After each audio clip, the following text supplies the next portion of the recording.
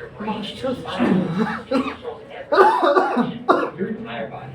In fact, your central nervous system is so important that it's the only body part that is totally encased in bone for its protection. Starting at the top is your brain. And your brain is the central processing unit of your body. And it coordinates and computes all the electrical signals that are sent throughout your nervous system and your entire body. So from your brain, electrical impulses or signals are sent down your spinal cord and travel all the way to the base of your spine. And branching off of your spinal cord are these fine thread-like structures So ये called गिरी spinal क्या चाहते nerves. And they exit between the Giri vertebrae of the क्या spinal चाहते column to supply all your muscles, cells, and organs. And from there, the electrical impulses are sent back up to the brain in a feedback loop. And at every level in your spine, the exiting spinal nerves supply specific muscles and organs.